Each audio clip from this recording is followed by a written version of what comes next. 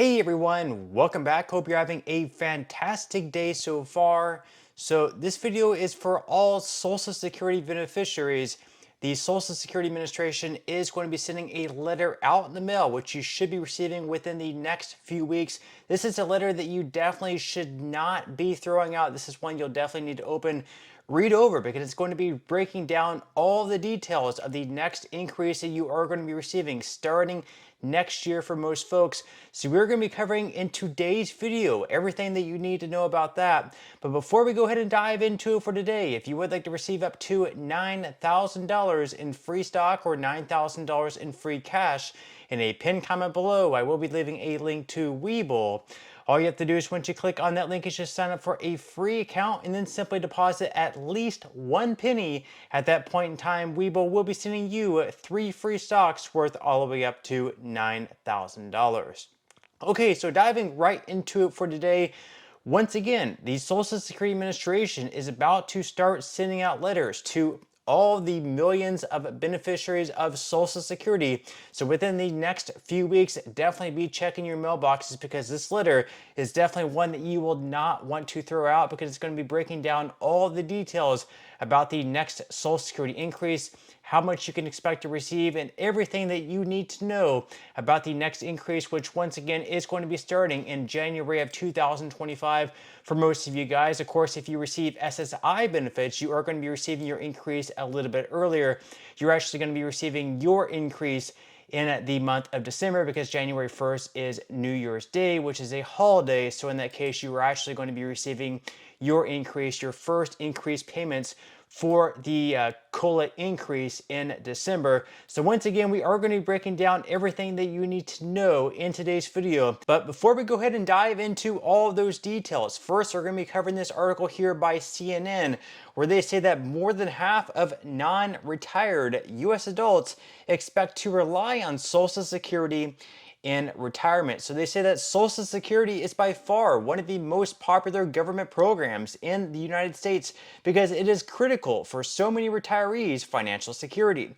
And it will be just as important for U.S. adults who have yet to retire. That's also why so many Americans worry about how their benefits might change, given that the program in less than a decade is expected to have a revenue shortfall.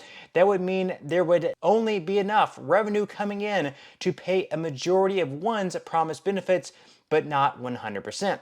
More than half of non-retired U.S. adults, at 53% overall, said they expect they will need to use Social Security to pay for necessary expenses, according to a new survey from Bankrate. Among those 60 and older, an example closest to retiring, 69% said they will be reliant on Social Security benefits, with 47% say they expect to be, quote, very reliant. That is below the 77% of current retirees surveyed who said they are relying on their benefits to pay for necessary expenses, according to the survey. Of that group, 62% said they are very reliant. Now, why is it that they're going to have this shortfall and no longer be able to pay out 100% of the benefits? Because the reason for that is that the benefits that are paid out are coming from the Social Security Trust Fund. Now, during your working years, you are taxed via the payroll tax. That money goes into the trust fund, but it's not like you have your own lockbox set up where when you go to retire, you get all of that money in your own personal lockbox. No, back whenever you were working and paying taxes into the trust fund, that money was actually flowing out to current beneficiaries of Social Security. And then whenever you go to retire, or if you're currently receiving Social Security benefits, you are going to in the future, or you are now reliant on people who are currently working and paying taxes, or the money that's already into the trust fund. Now, the problem is, within the next 8 to 10 years, we are not going to have enough people working in the workforce to pay enough taxes into the trust fund to be able to pay out 100% of the benefits to everyone who is expected to be receiving them at that point in time. And therefore, because of that, we're going to have to cut everyone's benefits across the board by anywhere between 19 to 26%, just to ensure that people are receiving something. So we have to come up with some sort of solution, whether it's raising taxes, making people pay even more taxes who are currently in the workforce, or raising the full retirement age, or just having a benefit cut across the board. They are working on solutions, but Republicans and Democrats can't seem to come up with an idea that they can actually pass into law. Now, the article goes on to say, but their payable benefits could be lower, replacing just 32.2% if lawmakers make no changes to the program, which these Social Security trustees estimates will be taking in less revenue by 2035 than it promises to pay out.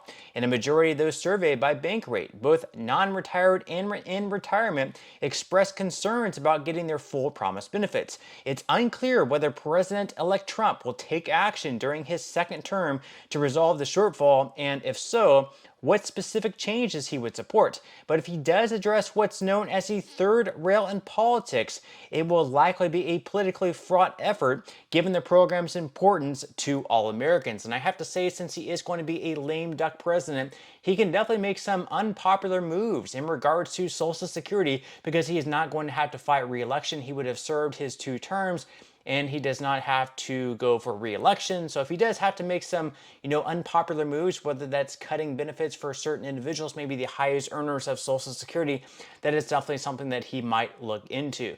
Now, in regards to the letter that's going to be going out in the mail by the Social Security Administration, now we're going to go ahead and dive into that. What you can expect. The increase, of course, is coming within the next several weeks. Let's go ahead and dive into this article here by CNBC.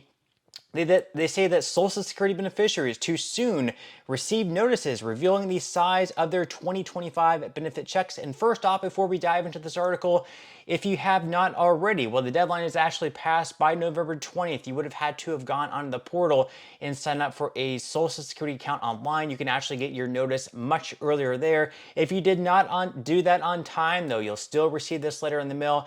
It might just take a couple more weeks. So let's go ahead and dive into this article here. Once again, by CNBC, they say that more than 72.5 million Americans will see a 2.5% cost of living adjustment in their Social Security and Supplemental Security income checks in 2025.